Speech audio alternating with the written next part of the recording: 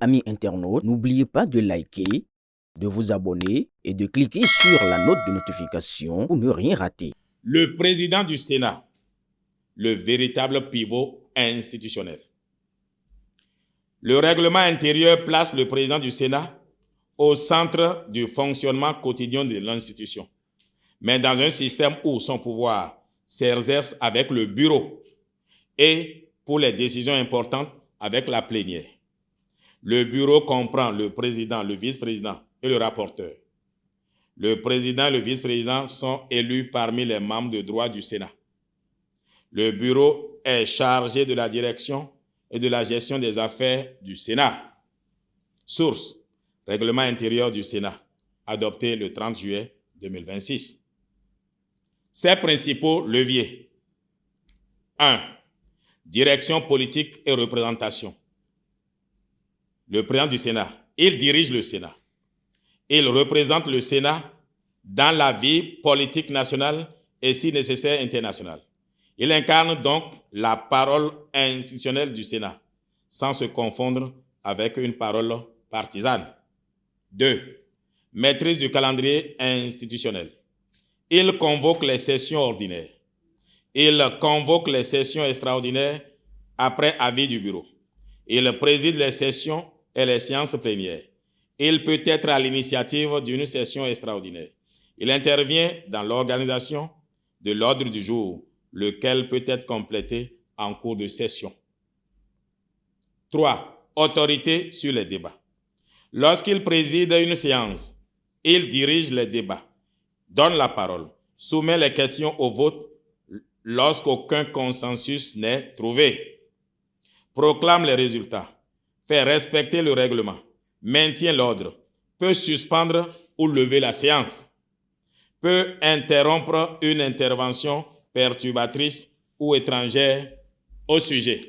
C'est donc lui qui maîtrise le cadre dans lequel la délibération politique se déroule. 2. Un pouvoir administratif et financier considérable. Le président du Sénat n'est pas seulement le président des séances, il est également chef de l'administration du Sénat, ordonnateur du budget du Sénat, autorité qui nomme, après consultation des 2 autres membres du bureau, le secrétaire général du Sénat et son adjoint, autorité qui signe les décisions relevant de ses compétences, lesquelles prennent la forme d'arrêtés, dont les décisions du Sénat s'appellent arrêtés. Le Sénat dispose par ailleurs d'une autonomie de gestion. Le budget est élaboré sur la base des orientations du président du Sénat et du cadrage budgétaire arrêté par le gouvernement. Le Sénat vote son budget, puis le président du Sénat le transmet au ministère chargé des Finances pour intégration au projet de loi de finances.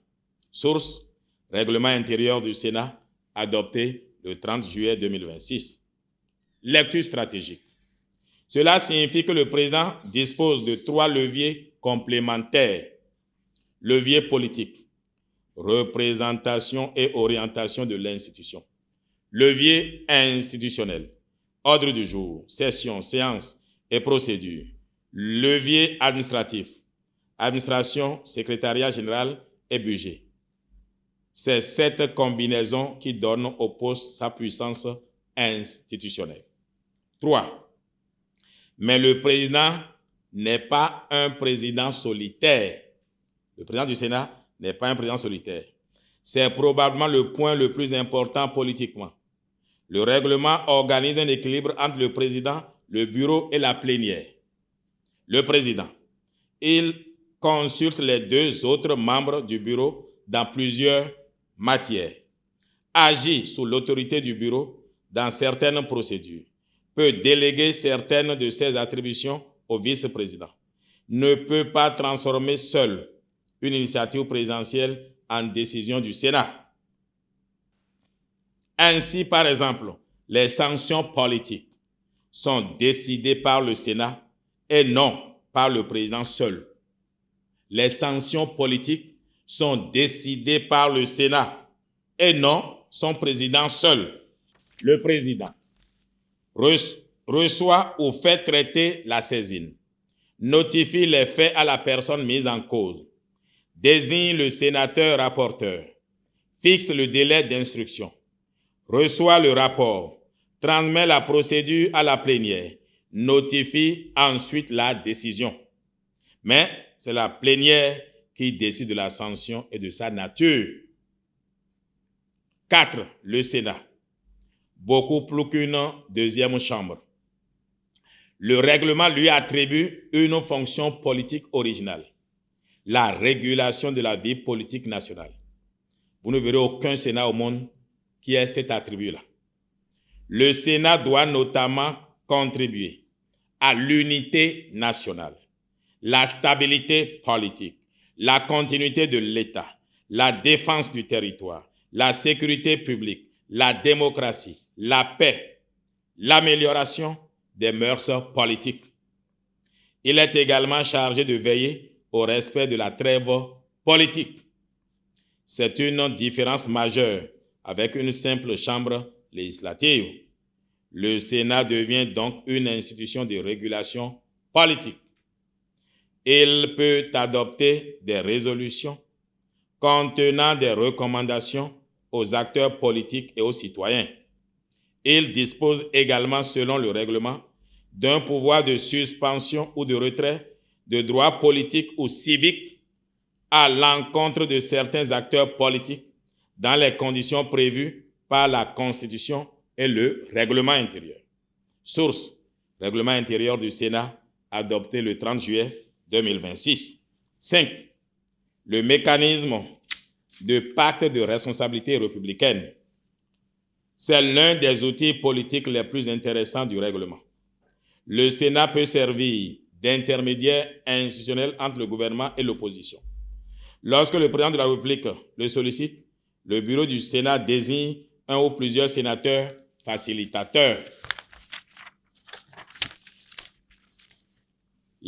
Ces facilitateurs organisent sous l'autorité du bureau les concertations entre le gouvernement, un ou plusieurs partis d'opposition. Si un accord est trouvé, le président du Sénat le soumet à l'approbation de la plénière. Une fois approuvé, le pacte lie les partis et ces violations peuvent être considérées comme des manquements à la trêve politique. Stratégiquement, le président d'abord, je vous dis, source règlement intérieur du Sénat, adopté le 30 juillet 2026. Il ne faut pas qu'on vous dise d'où est-ce qu'il tire ça. Stratégiquement, le président du Sénat peut donc devenir l'un des principaux acteurs du dialogue politique national sans être lui-même le chef d'un parti politique.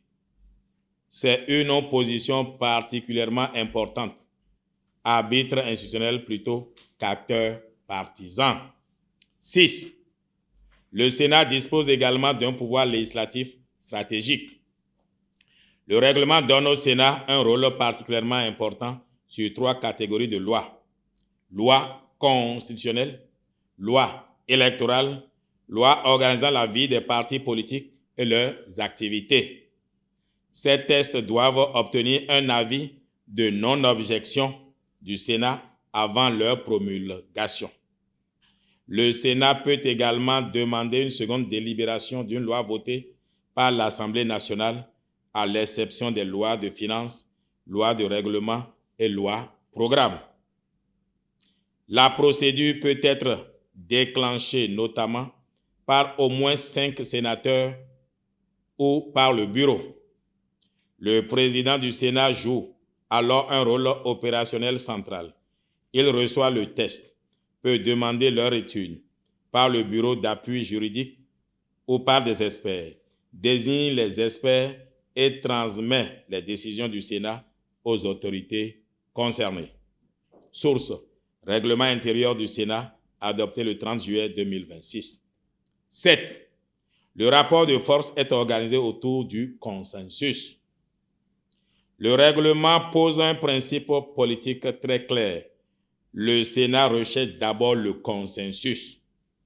Ce n'est qu'en l'absence de consensus que l'on passe au vote.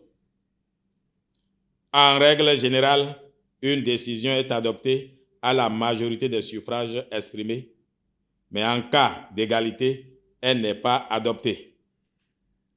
mais certaines décisions ont des majorités renforcées. Majorité absolue des sénateurs présents est représentée pour demander une seconde délibération d'une loi ordinaire ou organique et pour adopter le texte définitif dans certaines hypothèses.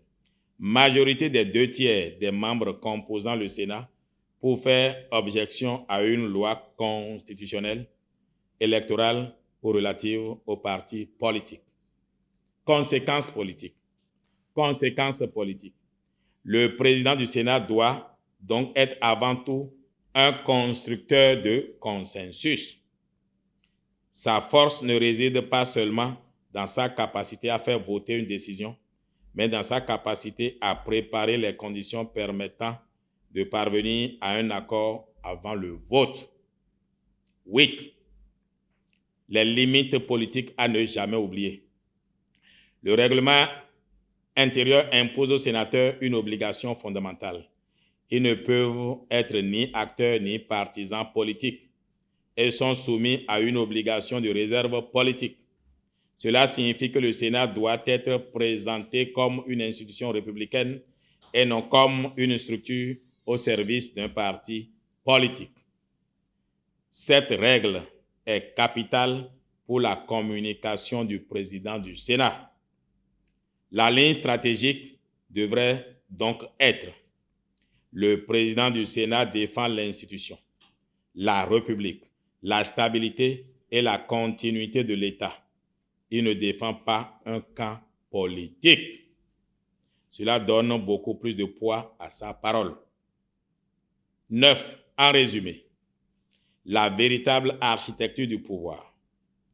Je résumerai le règlement intérieur par cette chaîne. On a président du Sénat, et vient le bureau du Sénat, vient le secrétariat général, plus les experts juridiques et autres experts. On a les commissions, les rapporteurs, les facilitateurs.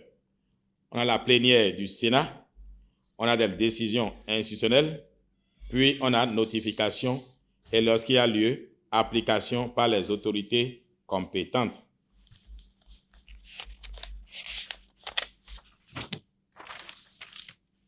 Le président est donc le chef d'orchestre, mais la plénière est l'organe de décision pour les grandes décisions du Sénat. 10. Et ça, c'est moi qui parle, ma lecture politique. Le règlement intérieur donne au président du Sénat une fonction qui peut être résumée en 5 mots. Diriger, représenter, arbitrer, réguler, garantir. Diriger parce qu'il dirige l'administration et les travaux du Sénat. Représenter parce qu'il porte la représentation nationale et internationale de l'institution. Arbitrer parce qu'il dirige les débats et organise la recherche du consensus. Réguler parce que le Sénat dispose d'une mission spécifique sur les mœurs politiques, la trêve politique et la stabilité nationale. Garantir, enfin, parce que l'ensemble du dispositif vise la continuité de l'État, l'unité nationale, la paix et la stabilité politique. Le point stratégique majeur. Le président du Sénat ne doit donc pas être présenté comme le deuxième président de la République. Son rôle est différent et, à certains égards, plus subtil. Il est le gardien institutionnel du dialogue politique, de la stabilité et du fonctionnement régulier de la démocratie sénatoriale. C'est précisément cette posture de neutralité, de hauteur et de rassemblement qui peut donner au président du Sénat une très forte autorité morale et politique dans la durée. Extrait, règlement intérieur du Sénat, adopté le 30 juillet 2026. Je suis Bertin Kohovi.